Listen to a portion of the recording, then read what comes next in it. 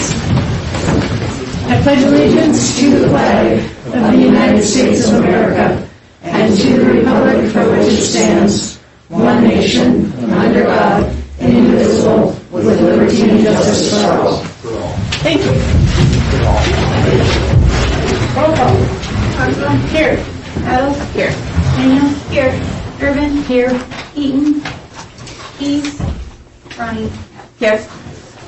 First up is minutes of July 11th. Is there a motion? I move to approve the minutes of July 11th. I second. Any discussion? No, I'm just going to roll call.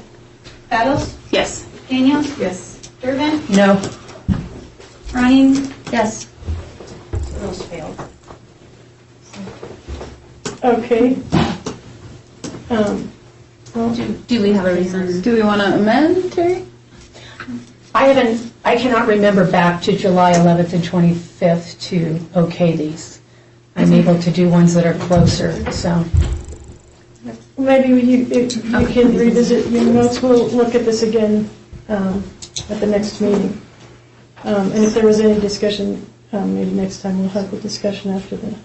So should we move to table the 25th, the minutes of the We 25th? already voted, so we'll have. Not the to- 20. No. We voted on the 11th. Oh, that was the 11th. Right. So we'll move forward with the 25th, and we can table it after with a proper motion. Look, so I move to approve July 25th meeting minutes. is there a second? I'll second. All right. Is there a discussion? Do you have any- Same reason, they're too far back for me to vote yes on. Okay. So can we move to table? Okay, so I'll move to table the minutes of July 25th. Okay. Is there a second? I'll second. And then as discussion, do we have the recording where we could listen to them? They're all online. They are online. Okay. Perfect. Thank you. Okay. So, roll call, any further discussion? Was there, and Jody, you seconded on the motion? So, roll call on the motion to table? Adams. Yes. Daniel. Yes. Durbin. Yes? Keith. Or Ronnie. Yes. Okay. Move thank to you. approve the minutes of August 9th. I'll second. Any discussion? Roll call. Adams. Yes. Daniels. Yes. Durbin. Yes. Ronnie. Yes. Thank you. Move to approve the minutes of August 22nd. Second. Any discussion? Roll call. Adams. Yes. Daniels. Yes. Durbin. Yes. Ronnie. Yes. Thank you. Next up is warrants payable. Jen, do you want to tell us about the warrants Sure. payable? So it's a pretty big amount this month, but we are paying on the stormwater project, so pretty excited about that. I move to approve warrants payable in the amount of $1,234,958.58. Second. Any discussion? Just so people know that $1 million of that was for the stormwater project. So, Any more discussion? Roll call. Battles. Yes. Daniels. Yes. Durbin. Yes. Ronnie. Yes. Thank you. Next up is mayor's comments. Councilperson Durbin asked to review the airport boundary, and it doesn't really have a spot on any of our standing committees, and so it was added to mayor's comments. And I don't believe I have any comments in particular, although Jeff, I don't really have any comments.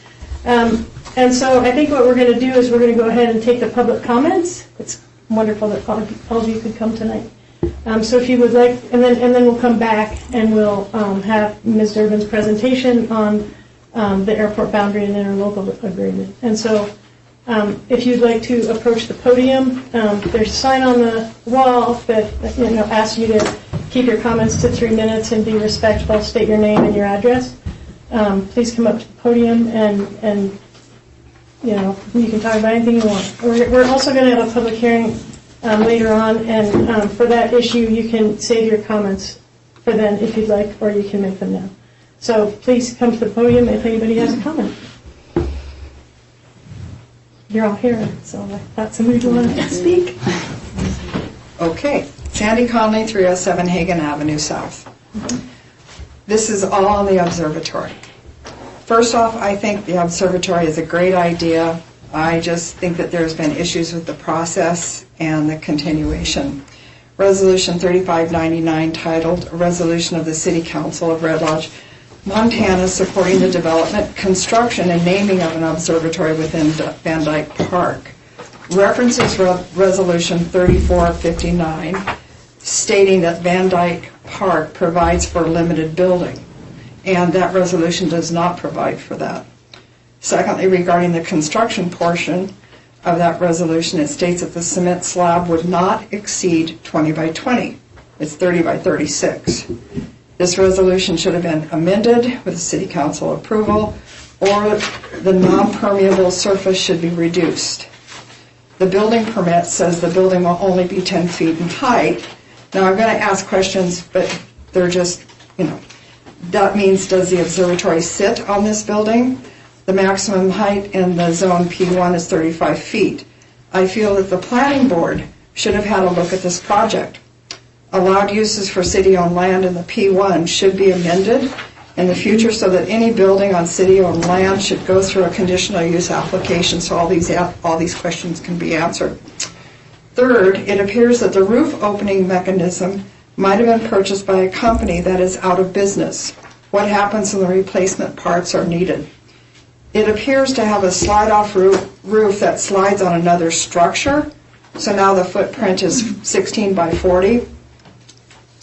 Fourth, the February 2nd Parks Board meeting minutes says that the runway protection zone may need to be increased once the airport study is done at this location, and we don't know that it's going to be or not going to be in the runway protection zone. That's a big deal.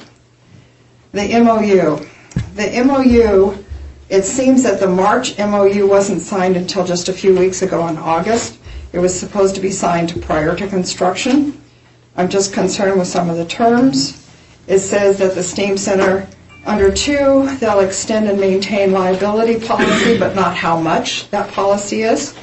The City Council should have asked for the amount of the liability insurance. I also have an issue that the public has to apply to use the facility, as stated in number 3 of the MOU. Number 5 says public will have limited access. Number 6 says it'll be solar powered. Observatory, where are those panels to be? On the new metal structure that's taller than the observatory, or another structure in the park. Number 8 says all observatory equipment will be stored in the observatory. Rumor has it that the telescope itself will not be stored there. Under what the city shall do, number 9, provide additional funding. And the biggest part of the MOU, which I see as horrific, is that either party may terminate this MOU with a 30-day notice. So if some major expense with this facility pops up that Heroes can't afford, the city could end up with responsibility for the observatory just with a 30-day notice. I feel it's extremely likely that the city will end up being responsible for maintaining the observatory sometime in the future, and that wasn't what was proposed. Thank you, Sandy. Any other comments? Yes, Sheila Knoll, 606 Broadway Avenue South in Red Lodge. Again, I'm about the observatory as well. And specifically with the discrepancies with resolution number 355 misquotes resolution 3459. It says, whereas 3459 dedicating Van Dyke Park as a permanent open space park with trails provides for additional recreational opportunity and limited building. 3459 does not state this. Again, a concern the same as Sandy's, that the slab is supposed to be 20 by 20. It is currently 36 by 30. My third concern is Commissioner Bill Bullock has stated publicly to the newspaper that there will be 2 new buildings across the street. They will be lit. there will be south-facing lighting, is directly what it says from the Carbon County News. And lastly, we need to be mindful that a precedent is not set by breaking previous resolutions. Nothing will stop us regular folks from breaking resolutions if the city moves forward with breaking their own resolutions. So I think be mindful of that. Thank you. Any more comments? Anyone present want to make a comment? How about online? Is there anybody online that would like to make a comment? Last call for public comment. All right, moving on. Next thing we'll do is we'll listen to Terry Durbin's presentation on the airport boundary and drafting renewal agreement. Terry? Yeah, so just to give everybody a little bit of background that hasn't been at some of the past city council meetings, our committee is made up of Jody Ronnie, myself from the city, and then Bo Ewald and Steve Smith from the airport board. And we were targeted or tasked to come up with a proposed boundary for the airport. And we do have that today, and I was hoping maybe Lonnie could bring that up for those people that don't have access to it right now. And because I think it's important that the people that know this best present, Bo is going to present and then be able to answer questions from the council directly. So I'll turn it over to Bo. Can you please clarify, there are two committees, and I was under the impression that this would be the city committee. Are you saying this is the county's committee? No, it's what I said, and when I signed up to have something on the agenda, I said there'd be an update on the airport agreement, which I'm glad to do after we do the boundary, and then I would have the proposed airport boundary here for discussion, and that's what we're going to do. But you said that the committee was made up of Bo and There's Steve. two, let me clarify, there's two committees. The first one I'd like to address is the Airport Boundary Committee, which I just described. Then when we're done with that and people have asked the questions, then we can give an update on the city appointed by the mayor, which consists of Jen Battles, Jody Ronnie, myself, and Brian Hanna. Brian Hanna, sorry Brian, didn't mean to do that. And Jim Bushnell, he was here today as well. And then we'll just go over where we are with that. So And with the timeline. Bo is presenting on behalf of the county committee. Yes. Yes. Okay, thank you. Bo, would you like to make your presentation? Well, it won't be much of a presentation, but maybe just talk a little bit about what our group talked about.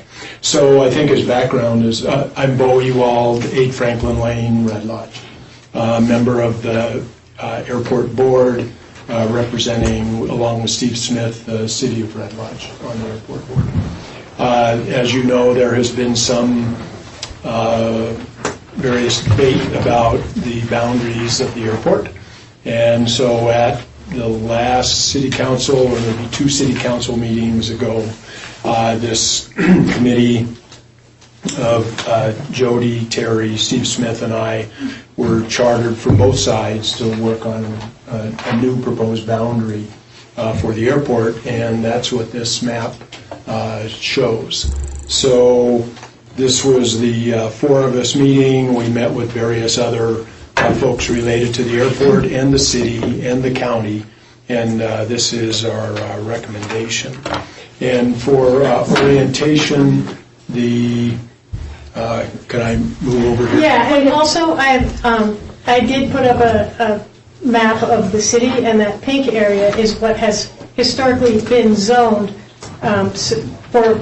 It's not a boundary, it's the zoning. So just so you know, if you need that for other reference, it's there. So go ahead. And excuse me, a point of information here, that is not the correct map. It's the one that's included in the packet. I was just going to let them know that I accidentally gave the wrong map. Oh, okay. The right map Yes. looks like this. Same color scheme. I only had 2 colors of markers. So let me just kind of work from this one. So the airport has been located where it is since 1940-ish or 1930-ish, something like that. And the boundary was established formally several times. And the sort of the generally agreed upon airport boundary runs along Airport Road on the east here. And then it sort of stair steps along and goes to this on the south end. The observatory that folks were just talking about is off over here somewhere. And then it comes along the fence. The rodeo grounds and the fairgrounds were sort of carved out of part of what was the airport in 50 years ago or something like that. And so there's a fence line that runs along there, and then that fence line jogs up and goes around. The original runway at the airport was this one that crosses this way.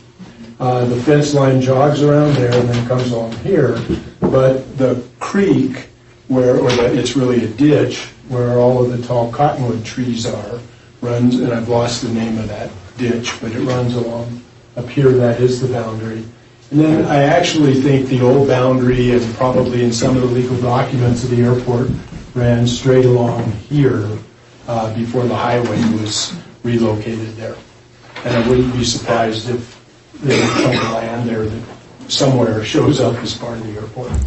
But what we worked on and recommended is to try to maximize the operational safety around the airport, optimize people being able to transit near the airport in their vehicles at any time of the year, and I'll talk about that in a second, and then provide land back to the city for it to do what it wants or needs to do with that land. And that's what this map actually shows. So, Sorry about that.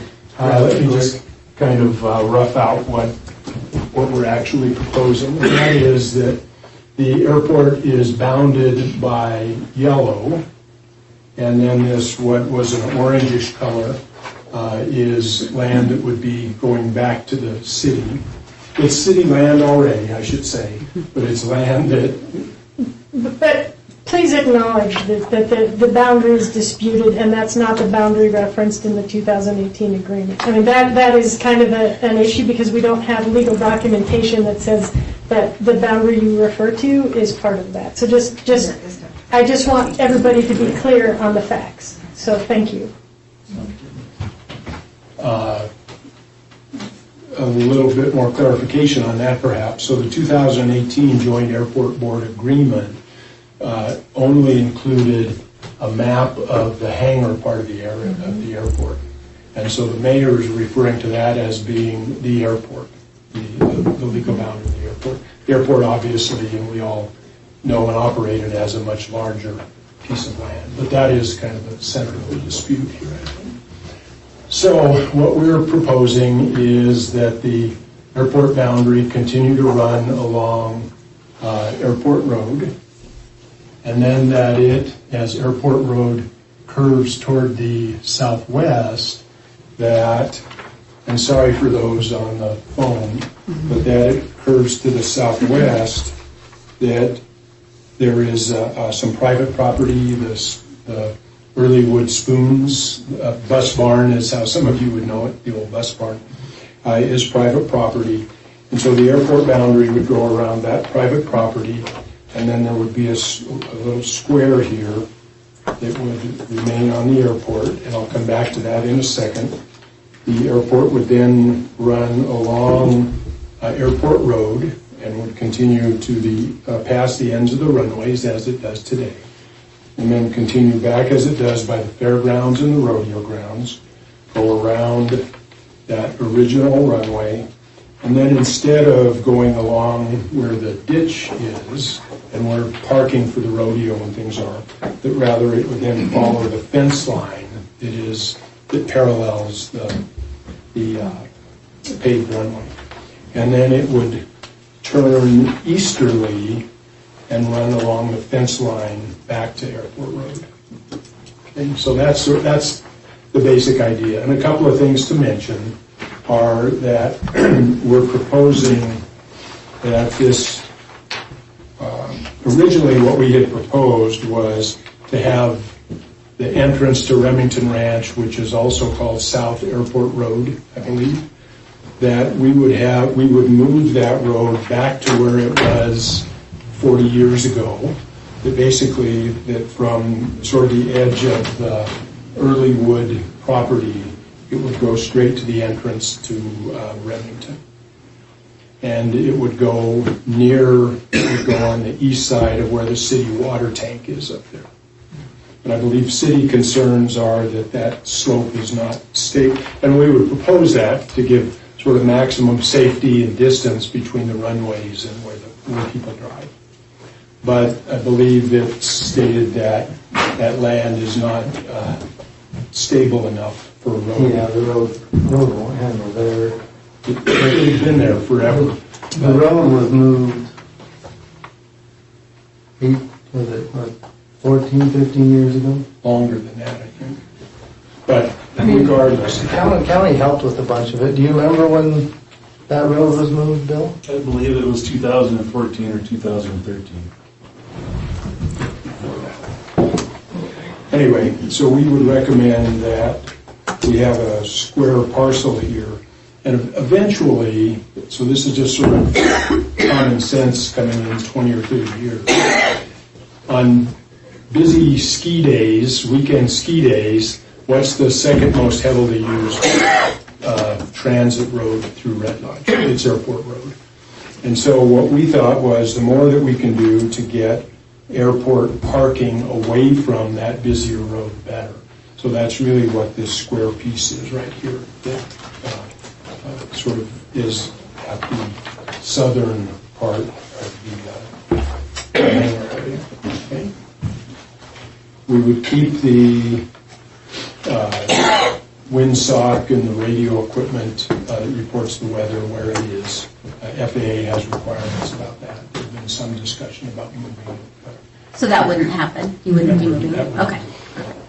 And so we feel that an orientation like this gives the airport sort of the best chance to operate in a safe and sane manner, gives the best chance to have traffic be able to move along from the north to the south, particularly on ski weekends, and then going back the other way without having to go through downtown Red Lodge and getting the parking away from Airport Road. Greg, with all due respect, almost nobody goes 25 on Airport Road unless you all are up there. And so the more we can do to get traffic off of it, the better we've got.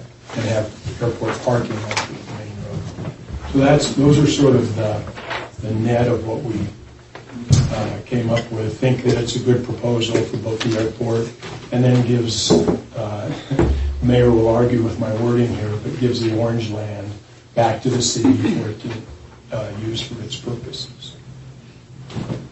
And I'm glad to answer questions that folks have. I have a question. What about, what kind of RPZ is required of the crosswind runways?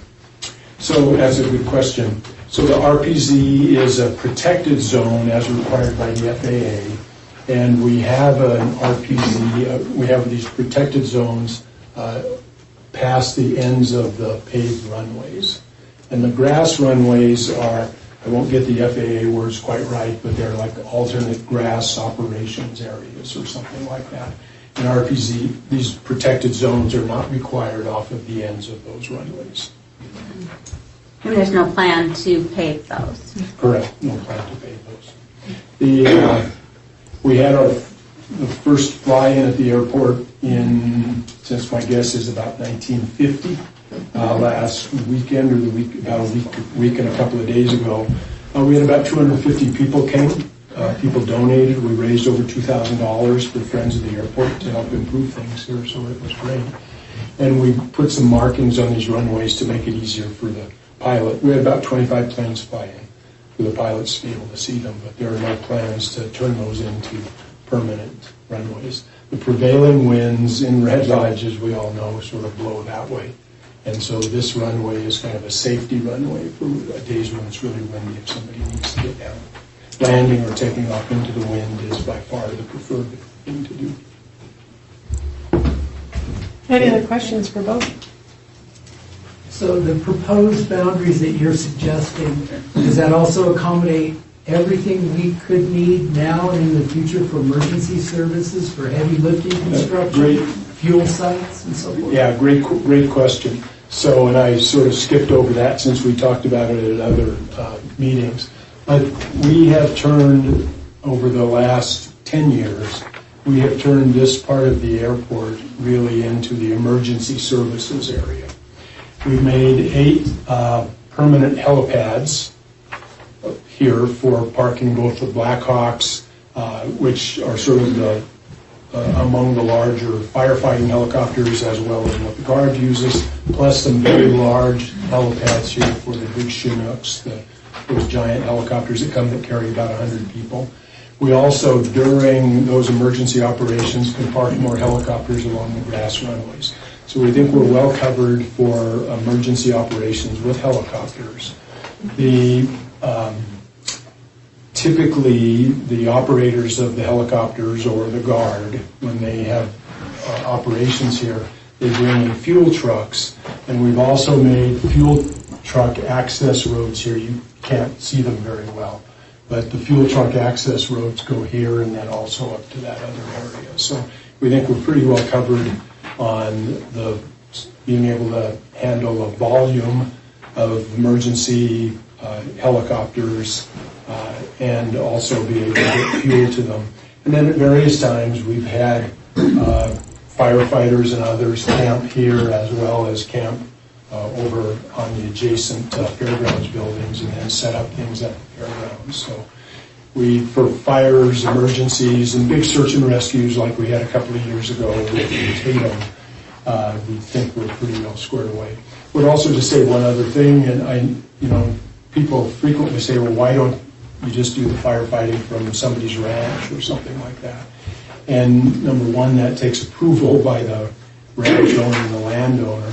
But the people who operate these services also, the helicopters break, and they bring crews in, and the smoke jumpers come and go, and they all need paved runways and access to be able to get in and out. So this is by far their preferred airport for firefighting and other emergency things, really between kind of here and Cheyenne and a little bit to the north. Yeah, and I don't, first of all, this is for discussion at the table, because that's the way the agenda is structured, and so we need to keep the questions to the table here. And the emergency operations, there's not any talk of moving that, just to be clear. So does anybody else at the table have any other questions for Bo? Thank you.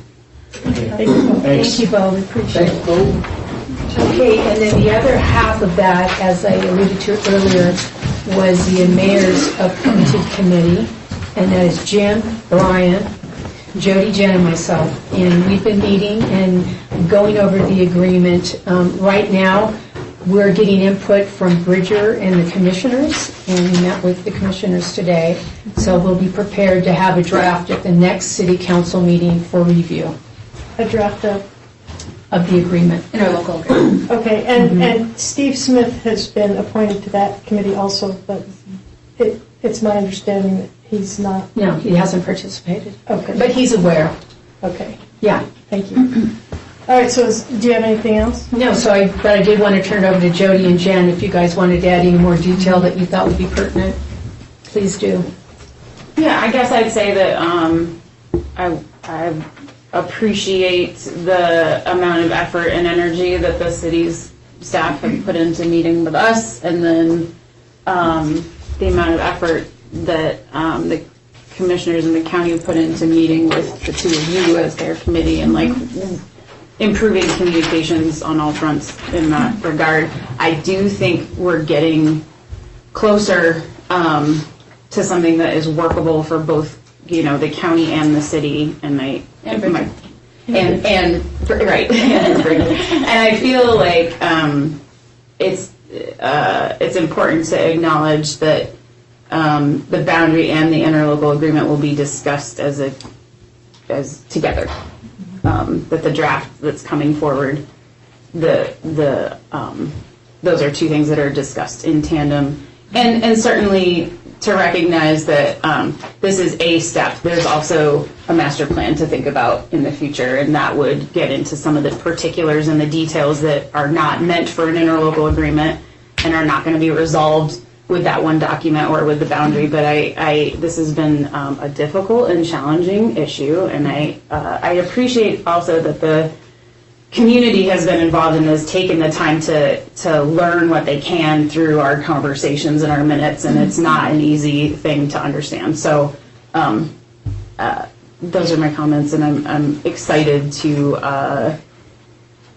move forward with a draft that we can talk about as a group. And do we have anything that we're looking at for like engineering firms or anything from like growth policies or Red Lodge's needs in the future or neighborhoods in the area or like noise levels? Have we reviewed all those things, or is that in the works? So I will say that this morning was the last time that our group has met as a team, and Brian was really helpful in bringing forward like a summary that Cody Marks provided regarding how the runnings and the inner workings of the airport would intersect with the growth policy, and we are in the process as a community of looking at the growth policy. And so it could be the idea is that the work that this committee is doing would dovetail and inform, and vice versa, the growth policy. And I think some of the concerns that were brought up in that summary are best addressed in a master plan and not in an interlocal agreement, but we can get to that next meeting too. If we're A master plan for the community or for the airport? the airport. Yeah. Okay. They're working on the master plan right now. Right. The community, we represent the community, and so I was just curious about the long-term plans for that area from the community, because I'm not aware that that's been discussed. So sorry, I should clarify, the growth policy is our city growth policy. So Cody provided a summary of how the inner workings of the airport can inform and be informed by the growth policy. And so we started. I should have introduced her earlier. This is Cody Marshall, and she's with Great West. Great West is our contracted engineering firm who assists with planning. Courtney is not here this evening, and we have some other issues that Cody's here to help us get through on a few other things. But I would give her a chance to weigh in. But Brian, did you have anything you'd like to add? Brian is our building inspector, and he has been instrumental in helping out with the committees because there's a lot of different things going on with this issue. I think we all want a very good airport, and we all need to put the community first and plan for our future needs and make sure that those are not ignored. So, but did you have anything you'd like to add? No. Can I just say something? I'm sorry. I just didn't get a chance to speak earlier. I'm sorry. That's I just wanted to say that I do agree with Jen. I really appreciate Brian meeting with us at 7 a.m. in the morning. And his help in this, through this, has been instrumental in trying to make things work. And I really appreciate Jen, even though she was on the city committees, stepping up and coming over to the county commissioners so all three of us could talk to them. Twice now she's done that. So I do want people to know that the map was not just done, necessarily in a vacuum. Every time that there was a change to it or a presentation, we brought it back to the city committee, we discussed it, and then we took it back. I mean, it's been a back and forth thing. It's not like, oh, the county's deciding this and the city's deciding this type of thing. It's been a back and forth. We're all working together, trying to come up with the best agreement and the best map that we can amongst both the city, the county, and the airport board. So I just wanted to make that clear for you and Bridger. A lot of time is being spent on this. We want to make sure we get it right so we don't look back and wish we'd done it differently. So all of your comments are always welcome if you feel like sending them in or speaking at the next meeting or whatever. And Cody, if you, as our planning firm, if you have anything that you'd like to add, you're of course more than welcome. No, I think you guys are all on the right track. And I'm not totally engulfed in this issue, but Just from the little bit I do know, I think ironing out the details of what's happening right now is probably the most important. And once you get that ironed out, which it sounds like you're on the track to do that, then I always encourage, just because I'm a land use planner, to really take a deep breath and evaluate the best next step moving forward for everybody. So, and think outside the box, because it may include some outreach and things of that nature too. So, Thank you. Does anybody else have a comment or any more discussion on this issue? I'm sure that we're going to be spending more council time on it. We want to make sure we get it right. So all information is good information. All right. Next up, thank you very much, Terry, and Thank you to all the committee all members everybody else. for participating in that discussion. Next up is admin and finance, and Jody. Do public comment. Yes. No, we did public comment. Okay. Okay. Jody, you want to introduce resolution Yes. 3634? First, I will move to approve resolution 3634, declare certain municipal property as surplus property. I will second that. Any discussion? Just so everyone knows, we do this periodically. I don't know if it's a once-a-year thing, but we have equipment that we have either no longer using, such as the 2008 Chevy Impala, that was part of the building department back in the day when it was used to probably go around and check out building sites. And it's been sitting for several years now, not moving. So these are all pieces of equipment or vehicles that are no longer being used. They've, the city's not using them, so we would like to, we put them on a website where it's called publicsurplus.com, where anyone can bid on them, and it's a public auction. And that's what we're required to do. We do set minimum amounts for this, depending on what the value of the equipment is. If it doesn't sell, then it does, it's available. We'll put a word out that it's available to anyone who would like to buy it in Red Lodge. But anyone can go on that public site and make a bid. So if there's something on here you'd like to buy, like a Skidster V-plow attachment, which might come in handy coming soon. So, but these are all available. So if anyone has any questions, please. I think I'll just chime in and say that the money received goes back into the fund where the purchase came from. So just to clarify. Yes. Any further discussion? Roll call. Battles? Yes. Daniels? Yes. Durbin? Yes. Ronnie? Yes. Thank you. Next up is the Beartooth Industries contract. It's up for action. Yes. Is there a motion? I move to approve the Beartooth Industries contract. Second. Any discussion?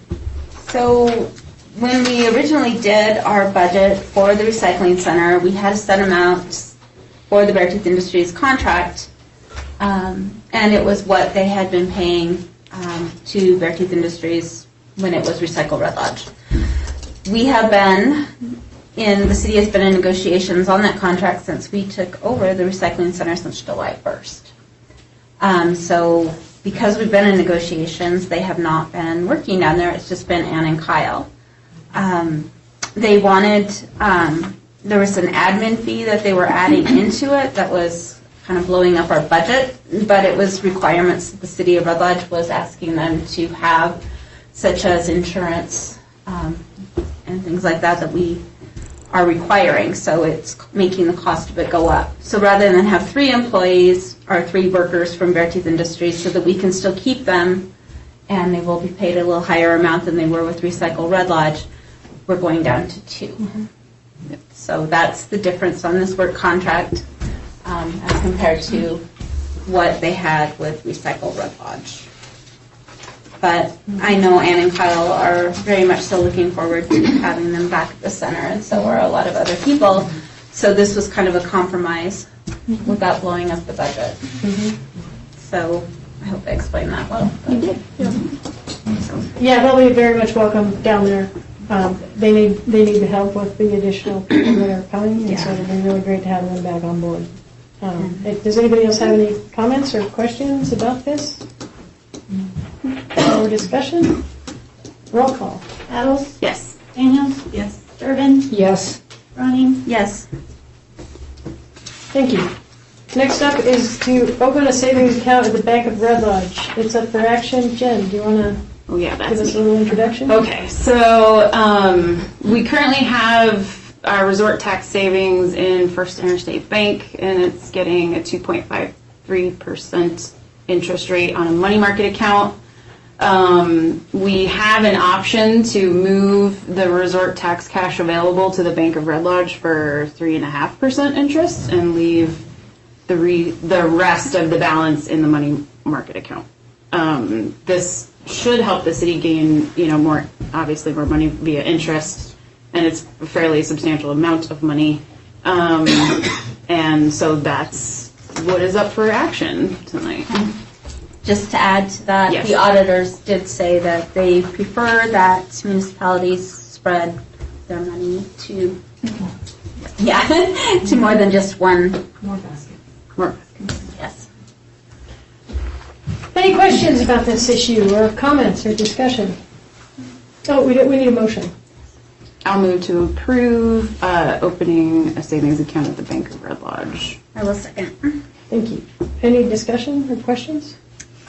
The other thing is that we would not be closing our account at First Interstate. We will still have an account there. Thank you. So it's just opening an additional account at the Bank of Red Will Lodge. we split the resort tax amongst both accounts, or are we going to? We'll just leave that one. We'll just leave that one, and then from now on, move it to, okay. Yeah, we keep a certain amount in there, too. All right. So.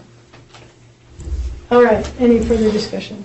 I think that's it. All right, roll call. Battles? Yes. Daniels? Yes. Durbin? Yes. Ronnie? Yes. Thank you.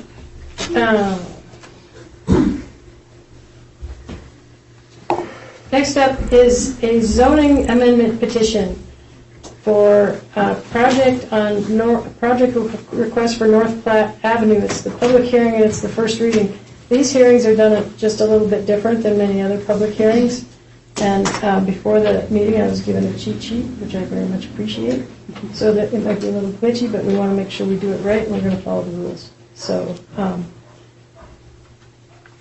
I will allow Jen to introduce the topic. Sure. So this is a petition for zoning amendments, and it's in the packet. The information's in the packet, but it's a parcel owned by Walter Clapp and Camilla Kudelska. I think I said that name right. Property is 301 Platte Avenue North, and is currently zoned R3, which is medium density residential. And the application seeks to amend the zoning to the parcel to central business C1, central business transition, excuse me. And so I believe it came to this committee as an appeal. The planning board reviewed this and voted, I believe, 6-0 to not approve. And so now it's us. Okay. So I will read. So that's the subject. Proper notice was given, and this is an opportunity for any member of the six of us, to declare a conflict of interest. If any of us can't vote on this topic, speak up now. Okay. Any interested person may appear at this public hearing to submit evidence or make comments, either as an individual or on behalf of an organization. If you are going to participate in the public hearing, you need to identify your name, your address of residence, and the name of your organization, if applicable. And the zoning administrator is here to present the staff report. I don't know if you do that before or after public comment. I can do it now. Okay, please do that. All right, the fill-in zoning administrator. So I'll just give you the quick summary of the project and we'll go from there. So Community Development Department received a petition for a zoning amendment for a parcel owned by Walter Clapp and Camilla Kudelska. The property is located at 301 Platte Avenue North. This is within city limits and is currently zoned as medium density R3 residential. The applicant is seeking to amend the zoning of this parcel to Central Business Transition C1. The petition was reviewed by the Red Lodge Planning Board and Zoning Commission on July 12th of this year. The Planning Board voted 6-0 to not recommend to Council the approval of the petition. The minutes were included in the agenda packets. The purpose of this zoning amendment is to support a planned and subsequent conditional use to establish a restaurant/cafe in the applicant's home. The cafe would function as a breakfast, lunch, bagel, and coffee shop with limited seating, 15 seats maximum. Plans include updated landscaping and necessary interior commercial upgrades. No additional parking is proposed as part of this application, as 6 parking spaces currently are available for the lot surrounding. The property is located adjacent to a commercial restaurant business, La Juanita, and across 8th Street East from the museum and 2 short-term rental properties. The immediate proposal is a petition for zoning amendment to change the zoning of the property located at 301 Platte Avenue North from R3 to C1. The secondary proposal of a conditional use permit application to accommodate the operation of the restaurant would be anticipated pending the zoning amendment review and decision. During the Planning Board and Zoning Commission review, the concern of spot zoning was addressed and came up frequently. So Courtney did include some information on spot zoning. So spot zoning is an imprecise term in land use planning. Some courts define it as a descriptive term rather than legal. Although hard to define, there are general characteristics of spot zoning, and these can include the area is small compared to districts surrounding the parcel in question. The new district allows land uses inconsistent with those allowed in the vicinity. The spot zone would confer a special benefit on the individual property owner not commonly enjoyed by owners of similar property. Or the existence of the spot zone conflicts with the policies in the text of the master plan and future land use map. Planning staff considered spot zoning in this specific case as more opinion than fact. Therefore, a determination for spot zoning was not made in this recommendation or any of the reporting. Thank you. I'll lift up for you. I'll just clarify too, I said appeal, that's not true. It's just, right, the planning board did not recommend this for approval for our group. And the other thing I'll say is, I just want to read the motion that was, so I moved to not recommend approval, and we have to give a reason in planning board when we approve or not approve, and so the reasons were because the growth policy residential neighborhood goals, investments and regulations, section B states residential neighborhoods should be protected from potential nuisances like excessive and persistent noise, excessive light, safety hazards, and commercial impacts. So as an R3 currently, the concern is for the other residents around there and the impact that moving this to C1 would have, and that's why it was denied. And then I believe also in the packet, Courtney included letters that came to the planning board from folks in that area and their concerns about this zoning change recommendation. So, Thank you. Yep.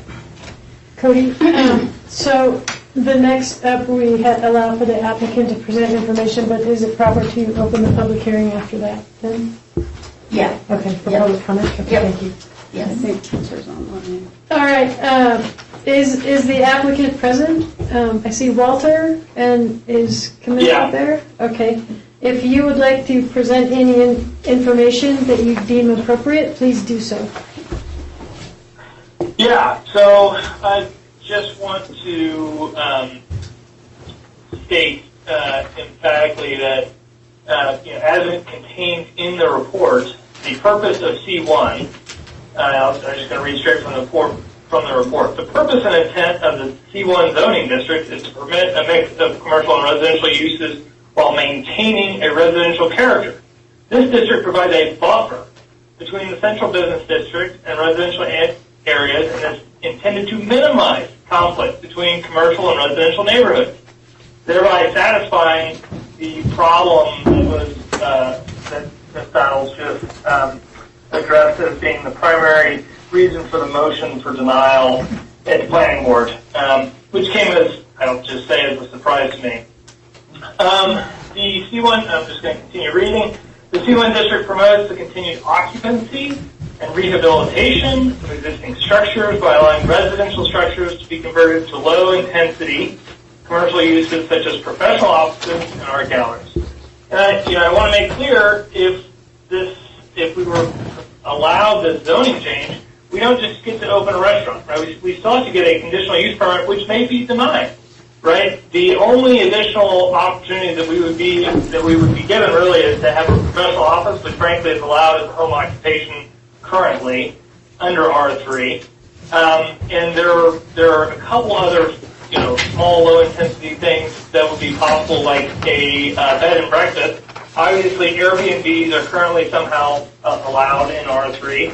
As short-term rentals, and bed and breakfasts aren't, whatever. Anyway, I just want to reiterate that we intend to keep living. We would intend to keep living in this place long term. We would intend to provide long-term housing for our employees, which is more than the short-term rental situation is providing. And we would be creating more residences as a result of this if it ultimately came to fruition. And so, despite the planning board's, I think, misstep, I would encourage council to consider granting the zoning change, which is not spot zoning. It's a small enlargement of an existing C1 district. And I would also encourage council to look at the zoning map. And if you look at C1 down on the south end of town, it's actually about double the size of the C1 on the north end of town. And so, a future expansion of C1, especially when you have Boyd's Auto Shop, you have the Old Mills distributorship, you've got Napa, you already have sort of a commercial nature in the northeast area of town. What we're proposing is basically to provide, a service to the people of Red Lodge, and I'd hate to see y'all deny that for a purported commercial residential conflict, which in fact is meant to be addressed via C1. That's the whole purpose and intent of C1 is to provide that that boundary, that buffer. I think is the word used in the language of the zoning document. So that is all I have. Thank you, Walter. I hope I'm saying your name properly. Is it Camilla Kadelska? Is that proper? Yeah, it's Camila. I'm sorry. Camila, do you have any more to add to that? Sorry? Would you like to make any kind of a statement? No, I would just second everything that Walter said. I don't think we're trying to hinder the neighborhood. We would definitely try to keep the residents to still be a resident, not a business. And I think I would like to just emphasize that it's not a big business. It would be something on the smaller side. Mm-hmm. And only breakfast and lunch, because I know in the past people have said that La Palmitos is there and it's already busy, and La Palmitos is only open from 11, and we would probably close around 12.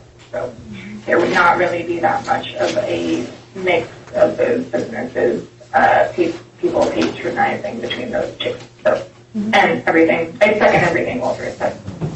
Well, thank you. So with that, we'll open it for public comment. Members of the public shall be provided the opportunity to speak about the merits or shortcomings of the application. The public comment clock up there for 3 minutes is still applicable. Please state your name and address and direct your comments to council. So with that, we'll open the public hearing portion, and if you'd like to make a comment, please come to the podium and follow directions.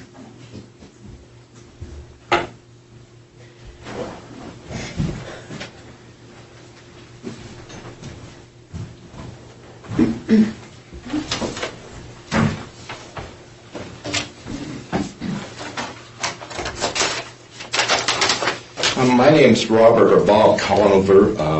My wife and I live at 302 North Platte, which is across Platte Avenue from 301 North Platte. And we wrote a letter to the planning board against this change. We wrote another letter to each of you. I don't know if you received that letter or not. And in the letter that I wrote to you guys, the board here, there were three things that I was really concerned about. And, well, this letter was written by a group of us, probably 5 or 6 of us that lived right in that area that are against this change.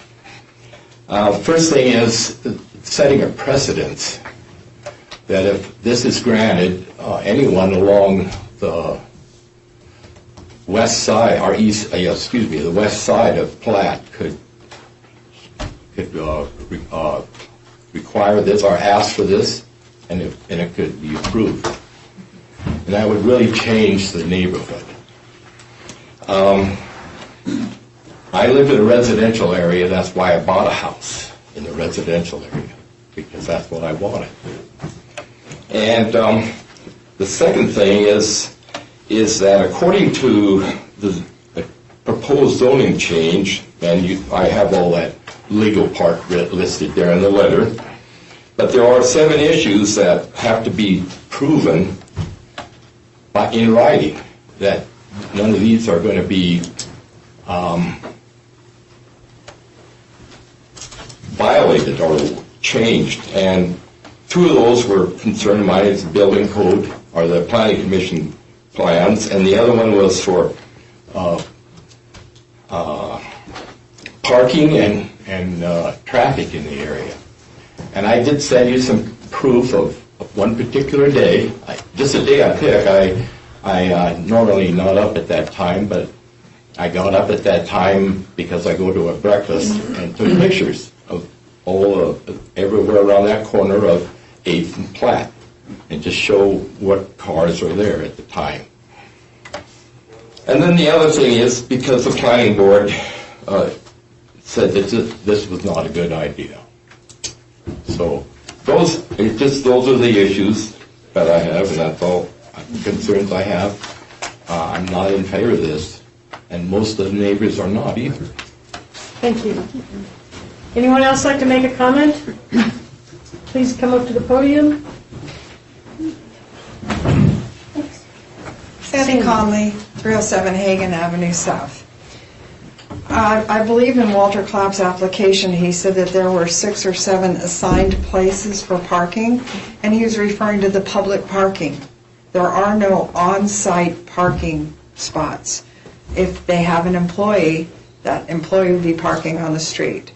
So the parking alone is a huge issue in Red Lodge, but to assume that because you're on a corner, all of that parking is your assigned parking would be incorrect, and that was something that the planning board heard a lot about, the parking issue, to turn it into a C1 zone. So I would consider that. Thank you. Anyone else like to make a public comment about this issue? Diane. Diane Dimich, 217 Platte North. I wasn't really going to say anything, but Walter brought up Napa, and I will tell you, when we built Napa, we went through the planning board and the conditional use permits, and it took years. We followed the process, and we didn't ask for a zone change. A zone change is a huge thing, and if this goes through, all of Platte is going to be commercial. And I'm not worried about a coffee shop, but what's going to go in next when he sells it? And personally, I don't plan to leave, and I'd like my neighborhood to remain a neighborhood. It's tough enough as it is with people not here year-round and short-term rentals. So, thank you. Thank you. Anyone else who's here physically? Dave.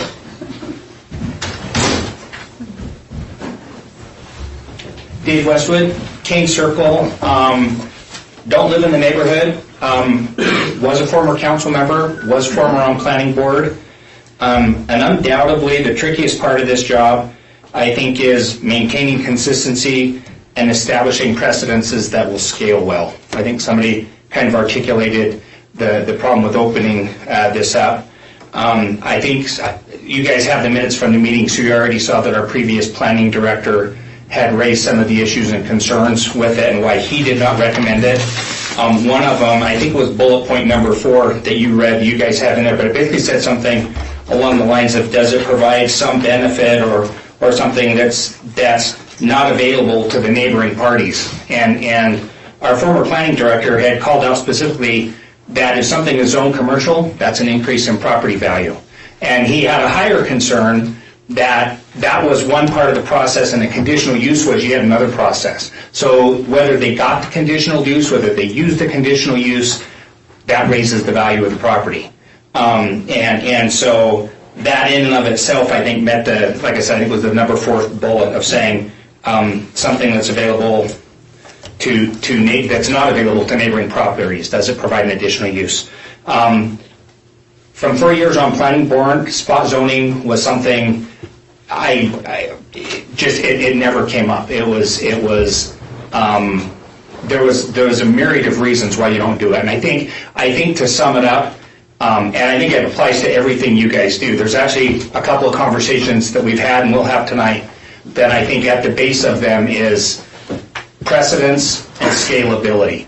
What happens if this conversation comes in, the next person comes in, the next person, hey, I'm on plat, I'm adjoining a commercial zone. So I think it's just be very, very careful of that. Thank you. Anyone else? Okay, anyone online like to make a comment? Anyone online? All right, last call for anyone online or anyone present here at the meeting. Last call. All right, this public hearing is closed. Walter or Camila, would you like to respond to any of that?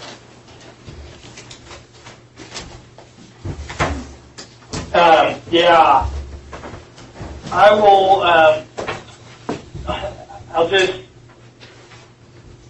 I would like to state that approving this zoning amendment does not open Pandora's box. Each amendment is its own question and its own consideration. And just because you approve one does not mean you have to approve every other addition that comes down the pipe. And so, don't decide out of fear. That's what I would say. Thank you. Camila, did you have anything you wanted to add?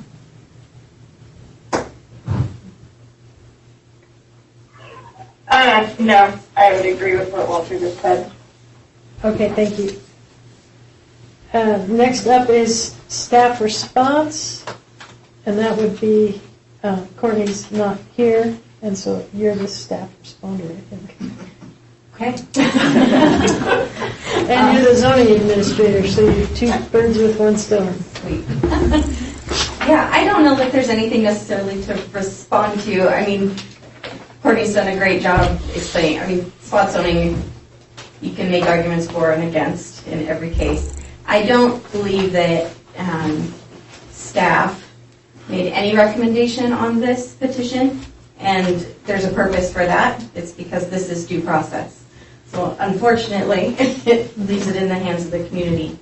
I will say there are definite distinctions between the 2 zones, and looking at the application, you could make an argument for or against probably in either direction. So it's really a matter of what direction do you want to go, what do you want to see today. And this process, it might seem to some arduous, but this is how we ensure private property rights and the rights of the community as well, finding that balance. So, yes. So, my instructions say that I should now declare the meeting closed. So we'll do that again just for good measure. And then I'd like to open it up for discussion. Is there any discussion about this? So I sit on the planning board. I was part of the voting body that voted to not approve this. So a couple things just to clarify. In Courtney's findings of fact, she had erroneously put in there that the parcel had 6 allotted parking spots. That wasn't something that Walter had put together. It was something that she had put on there. And it is the case, and we amended it later, it is the case that there's not off-street parking. It is what is the equivalent of 6 car lengths on Platt that is next to this building. So I just want to clarify that, and we did amend, after that findings of fact was approved, we did go in and just clarify in the next meeting that that's what she actually meant. The other thing I'll say is I just want to talk about, the planning board is a wealth of knowledge and information. There's folks that have been on there for a long time, and they use our guiding growth policy, our master plan. They use our documents to guide how we want our community to develop to make their decisions, and they were unanimous in their decision to turn this down, and I think that that's important for us as a council to consider. The last thing I'll say is just that the R3 purpose and intent is to provide a mix of housing types and low-impact home businesses and accessory uses. And what I recollect from those meetings was the desire among the planning board to really protect R3. And this would whittle it down just one more property. And I think all of us on planning board had said, gosh, the applicant did quite a lot of work to try to mitigate their impact on the community, and we understand that and appreciate that, but we can't change a zone based on one proposed business plan. We have to look at what its future impact could be, and the planning board decided that it was not appropriate to approve it as a C1 for those reasons, and that's my recollection, and yeah, those are my comments. Any more discussion? Terry? Yeah, just kind of a clarifying question. So this is a zoning amendment petition, and how is that different than an appeal? Or why wouldn't that be appealed? Because, yeah. Yeah, so the process for zoning amendment petitions goes to the planning board first, and then that recommendation is made to the council to make the final decision. If that decision is not in line with what the applicant is seeking, they then can appeal that and go through the Board of Adjustment. Okay, thanks for clarifying. Yep. I would just like to say I do tend to agree with the planning board on this. We have our growth policy, we have our zoning maps, and it may come down to someday, 20 years from now, where we're growing enough where there's a push for commercial to, it's already moved over to Oaks and Hauser, where it could move over to Platt. But I feel that that's up to planning board to zone for that. When you get that public input and you have multiple public hearings, and it's not just, one property, it's the entire, maybe it's a whole block right off the central business district on one side or the other. But that's just my personal opinion. And I did hear from quite a few residents in the area who actually came and talked to me that were not in favor of having a business right next to them. So. Anything you'd like to add, Cynthia? No, I mean, I went through to read through why, what the planning board's reasoning was, just to make sure we're on the same page, so to speak. Yeah, they have that committee or position for a reason, and they follow the guidelines, so. Yeah, personally, I agree with, we have everything in place for a reason, and like Jody said, who's to say in 20 years that things would change? Who's to say in 10 years things might change? But for right now, yeah, I kind of see the planning board. Any further discussion? Terry, anything good? All right, roll call. Do we need an actual motion. Oh, I thought we did a motion. No motion? Okay. Could we have a motion? I think I think this is similar language to planning board, so I move to not recommend approval of the petition for a zoning amendment to amend ordinance 957, City of Red Lodge zoning regulations, modifying the zoning of the parcel located at 301 Platte Avenue North, legally described as Red Lodge, original town site, S27R07S, R20E, RLOP, Lot 6, Block 51, PMM, Carpenter County, Montana, from medium density residential R3 to central business district C1. Is there a second? I'll give that to you. All right, any further discussion on this issue? So if you vote yes, you're voting. Again. You're voting to not recommend approval. Just wanted to clarify that. Yeah, I know, sorry. Jane goes first. So All right, roll call? Battles? Yes. Daniels? Yes. Durbin? yes. Ronnie? Yes. Thank you. And then you will need a second motion to adopt the staff report that's been provided to you, to adopt the staff report and the findings of fact contained within it. Thank you. Yes. Would you like to make that motion? I will move to approve the findings of fact. Say it again. The staff report. And the staff report as presented from Courtney Long, Community Development Director. Is there a second? I'll second. Any discussion on that? Yes, I would like to amend it so that it doesn't say the parking is designated, the parking is It doesn't say street that. parking. Okay. Yours does not. Okay, perfect. All right, done. Any further No discussion? amendment. All right, roll call. Battles? Yes. Daniels? Yes. Durbin? Yes. Ronnie? Yes. Thank you very much. Thank you, Walter and Camilla. Next up is Resolution 3599. This is something that Councilperson Terry Durbin requested be on the agenda for tonight. Council found it proper to allow that to happen. So with that, I'll turn it over to Terry to introduce the discussion on this resolution. So Okay. Terry? Thank you.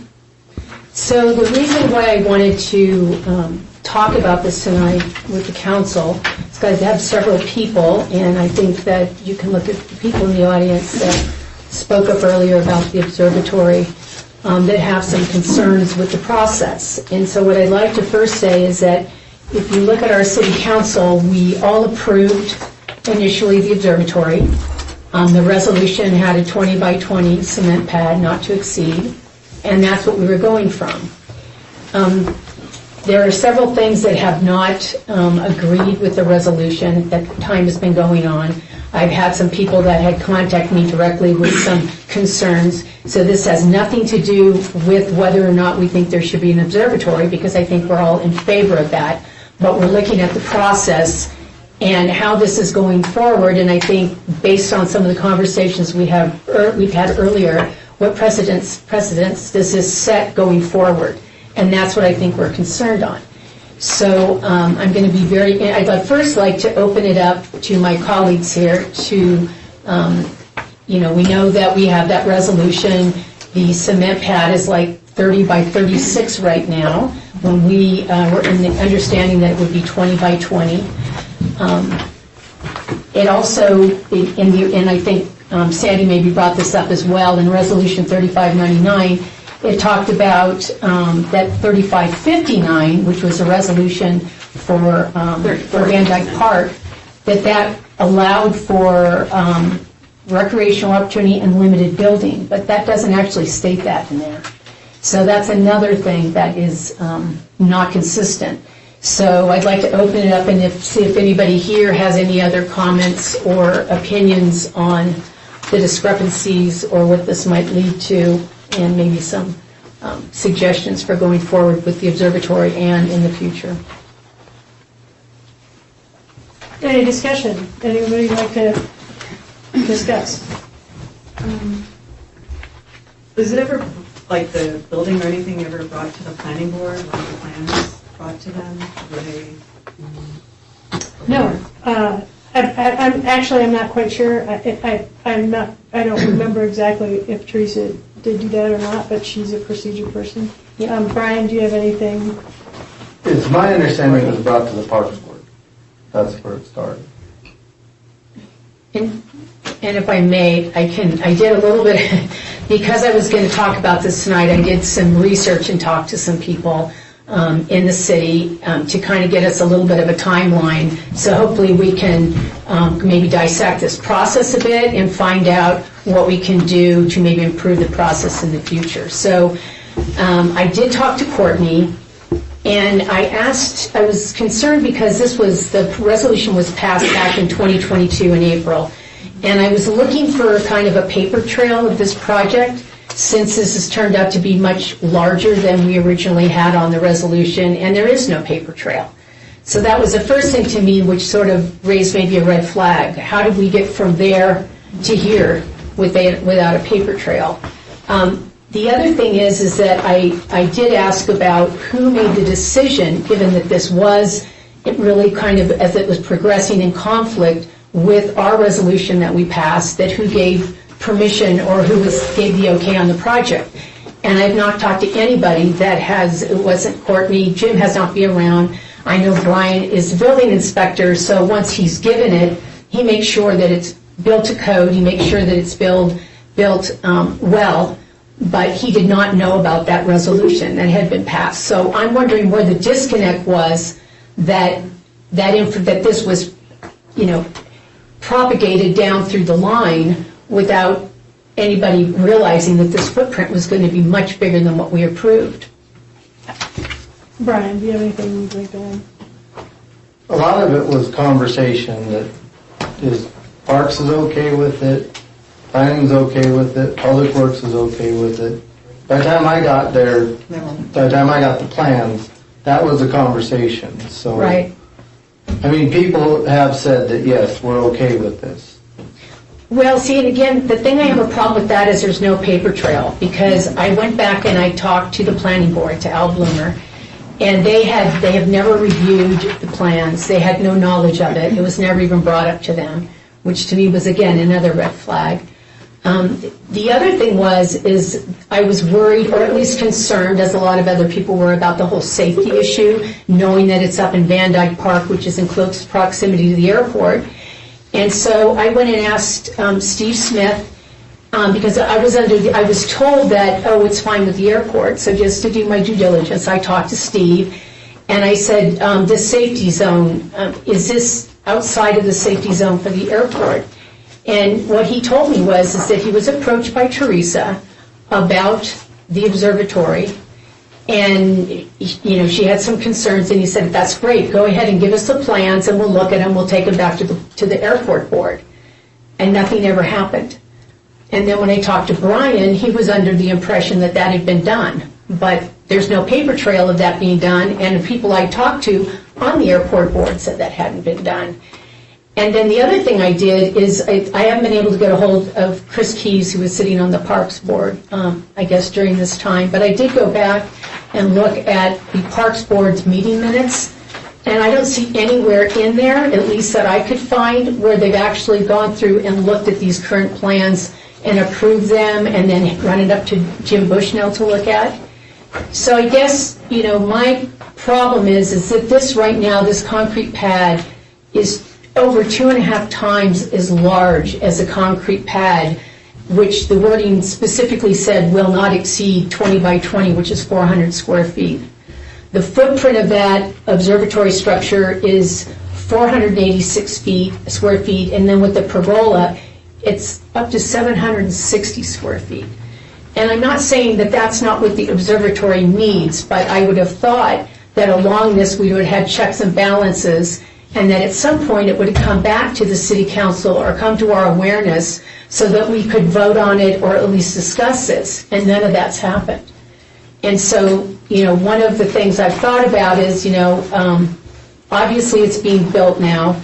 I really would like to see, that we, from this point forward, and Mayor, maybe you can answer this because you're ultimately the mayor or the manager of all the city employees, but I think we need an internal procedure or checklist for review of permanent buildings on city land, to include the planning board to review it, because I know, and I talk a lot to Al Bloomer, and they have a definite, checklist that they go through to make sure everything's done appropriately.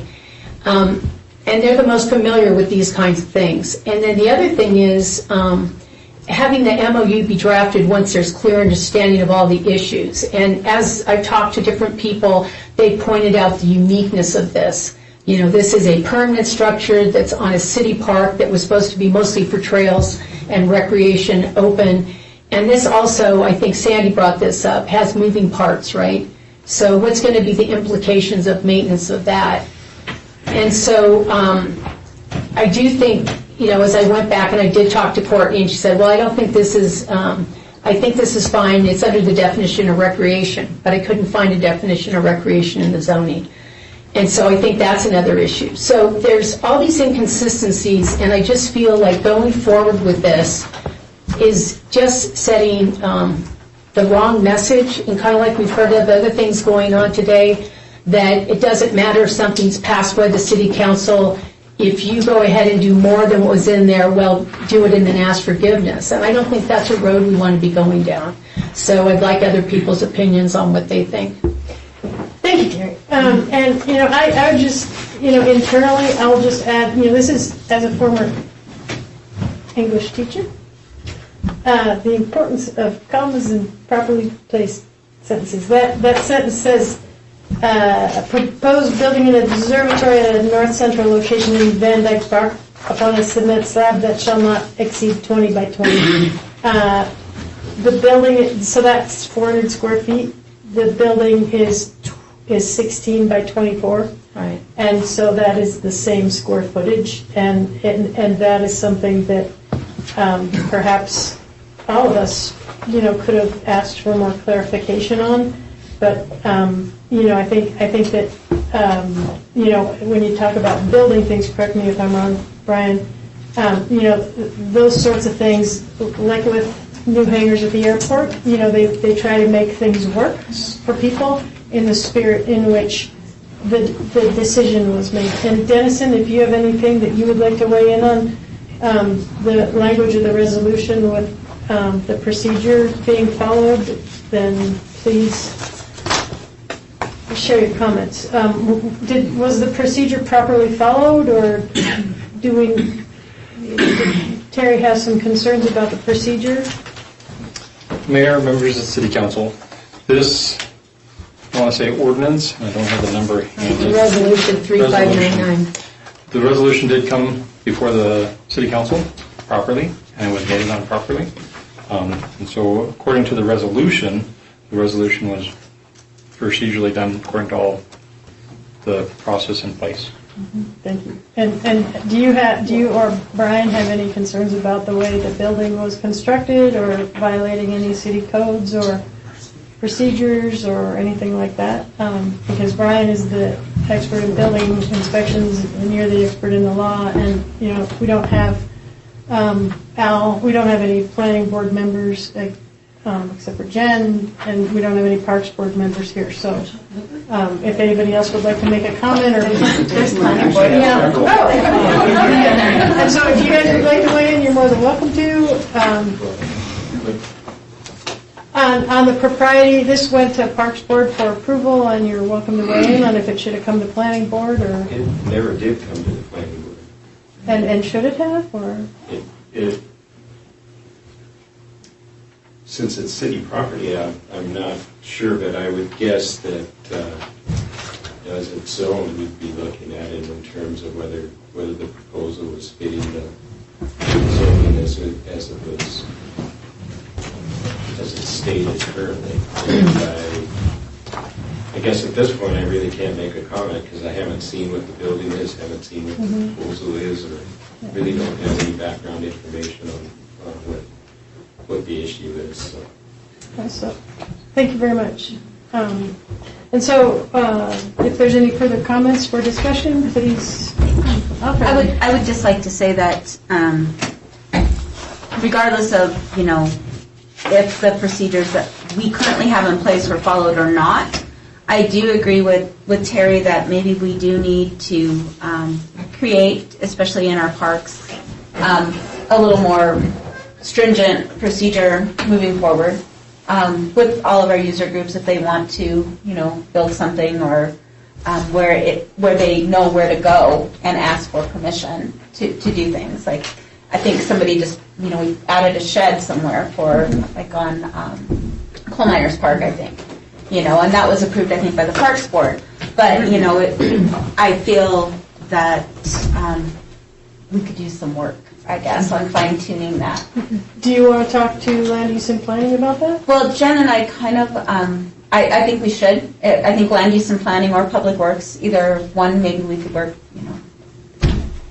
could come up with some ideas, and with the Parks Board probably, and public works too. I mean, you're welcome to take this up in a committee, and then maybe we can bring it back. That's what I'm saying. I think we should tighten it up a bit, because, there's nothing here that says that if I got permission to put a snack shack up at, where the baseball fields are, so I can serve concessions, and I say I want a 10 by 10 one, but then I put a 20 by 20 in. What's that procedure that's in place to make sure that I don't do that? I mean, this is one of those things for me that hindsight is 20/20. Maybe you would have written it different, or maybe you would have. And I'm just different. but I'm just trying to say that if we're not, there's a plan. Let's follow the plan. But if you want to change the plan, then there should be a procedure in place to make that happen. And so if it was 16 by 24 instead of 20 by 20, so it's the same square footage, would you have wanted that to come back, or what procedure? Well, it wasn't that. It was the fact that we had the 20 by 20. Well, and excuse me. I also think that Jody and Terry's point is just, the question is, in the future, we have a number. We've got, a gazebo in Lions Park. We've got, the soccer field went in. Like, there are instances where developing on city park property right now, that procedure. And I know Teresa wasn't able to make it today, and it's a shame that Courtney is not here. I believe that Teresa followed all of the, is representing Heroes, followed all of the procedures that are currently in place to approve this project. But to Terry's point, maybe we need to tighten that up and talk considerably about how we could create a paper trail if one doesn't exist right now, and what would that look like. There's a couple of things I just want to reiterate, because I believe in 2022 I was on the Parks Board Committee. So just a couple of things. I know I don't want to divert the conversation, because the conversation is rooted, as Terry pointed out, in the idea that the review process is what needs to be looked at, not necessarily this particular project. But I do want to clarify that we received an email, or at least I did, from the president of the Parks Board this afternoon stating that they did approve this project. And, it would be nice to have Courtney here at a future date to ask her how that conversation happened and what currently is in place. The other thing I remember about Resolution 3599 was essentially, the Parks Board put forward the concept of an observatory at Van Dyke Park and saying we want council to approve the idea of it, with the understanding that the details of the actual construction of the building were not yet known, and that was because the STEAM Center was doing some research with some other observatories in Montana and looking at different styles, and they hadn't yet selected a structure. And so what I recollect about 3599 was the council's intent to approve the idea and the concept, and that's why the now therefore be it resolved, these 1, 2, 3 are based on future city approvals. So the city supports the concept of the Whistler Observatory to be developed at Van Dyke, which, as Terry said, we're all pretty on board with. 2, the city agrees to review the design of the structure to be submitted by Hero STEAM Center for acceptability. It does not state that that should have come to council, because I don't think that that's currently the process, but that the city and a city entity would review the design structure that would be later submitted, and then at that time, a design for the observatory would be approved by the city, and the city agreed to meet with the Hero Civic Center board to discuss the MOU details, essentially.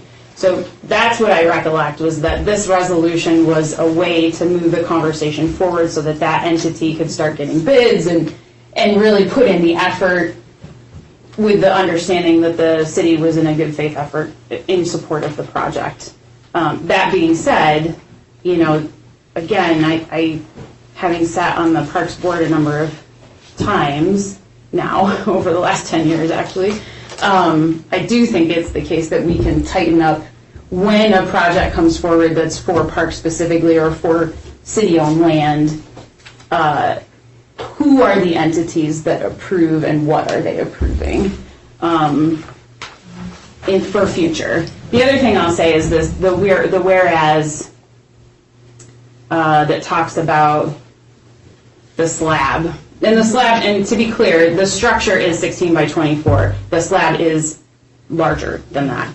And that's, there's a number of reasons for that, and when Teresa's here, she can talk about that. But it also says, and whose structural dimensions shall comply with allowed uses and dimensional standards for the P1 district, which is, Van Dyke Park is in P1.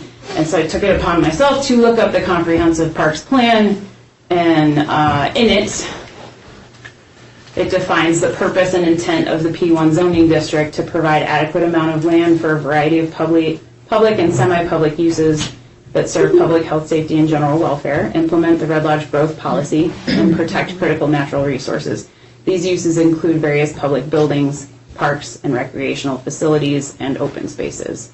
The zoning district further intends to minimize incompatibility between the public uses and the neighboring private uses.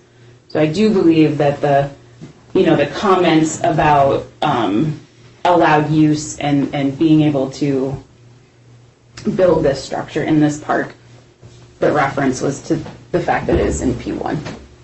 And the idea is that various public buildings serving a public purpose could be built there and be within standards. So those are my comments, but I would be all for having a discussion about, developing a future paper trail of like who checks off on what for development of. I'll be honest with you, I couldn't get anybody that said that they knew of this resolution and they okayed it going on to Brian. Brian, did you have something? Yeah, I just want everybody to know that the way it's poured right now, it is actually poured in separate pours. So the structural part of it is 16 by 24. That's the part that the building department looks at. Building department doesn't look at aprons, driveways, it's the structural. So it's one big slab, but just so everybody knows that there's a separate pour in there with the footers. That was the first one that was poured. And so I would just like to suggest that if you would like to pursue this further, then discuss it in the committees. You can get a hold of each other and you can talk about it in Public Works or Land Use and Planning, and then bring it back with whatever your recommendations are, and then we'll discuss it at that time.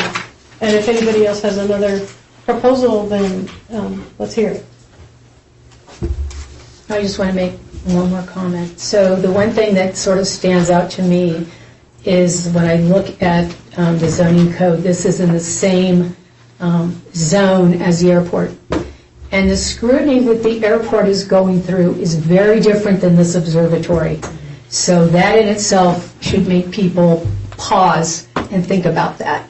We're not applying our resolutions or anything consistently, and that is, to me, a huge issue that needs to be addressed. And so I know this is already going, we can split hairs and say, well, it's actually on a 20 by 20 slab, but that was not the way I think most of us that voted for this read it.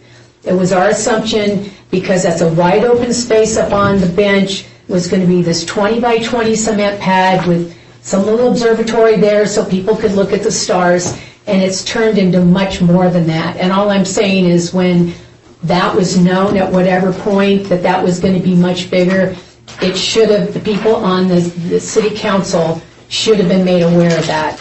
And so I think that's very inconsistent.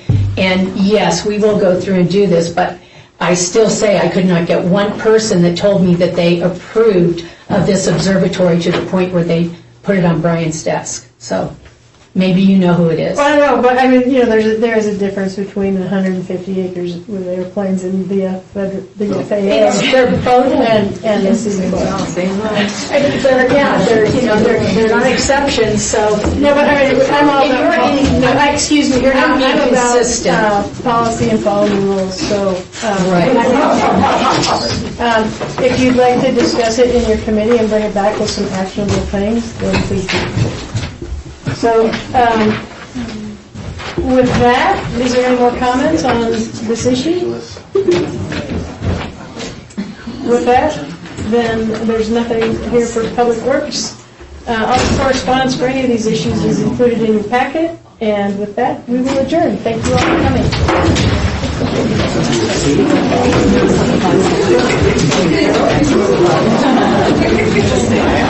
They like my tomatoes.